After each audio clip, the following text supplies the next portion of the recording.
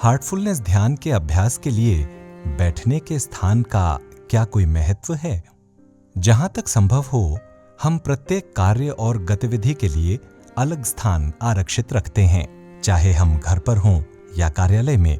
इसलिए यह स्वाभाविक है कि जब हम किसी विशेष स्थान पर होते हैं, हमें उस स्थान की प्रकृति से संबंधित विचार आने लगते हैं। मान लीजिए हम अपने पढ़ाई के कमरे में जाते हैं या अपनी काम करने की मेज पर जाकर बैठते हैं, हम किस बारे में सोचना शुरू कर देते हैं? हाँ, सबसे अधिक संभावना है अपने काम, पढ़ाई या उनसे संबंधित चीजों के बारे में। हर विशिष्ट स्थान हमारे मन में एक विशेष गतिविधि से जुड़ जाता है और इसी संबंध के कारण एक विशिष्ट वातावरण उस स्थान पर बन जाता है।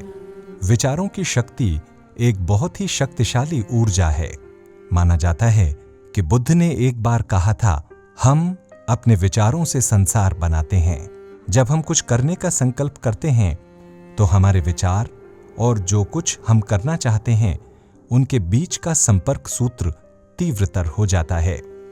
इसकी तीव्रता के अनुसार ही हम अपनी इच्छा शक्ति को उस प्रयोजन पर केंद्रित करने में सक्षम होते हैं।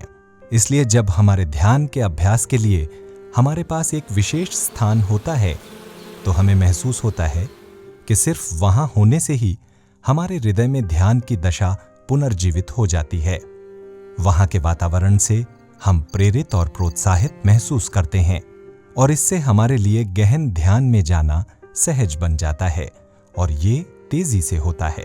हाँ, हम कहीं भी जहां हम चाहें जाकर ध्यान के लिए बैठ सकते हैं, लेकिन एक ही स्थान पर एक ही निश्चित समय पर एक स्थिर मुद्रा में दिन प्रतिदिन बैठना हमारे लिए बहुत अधिक सहायक होता है।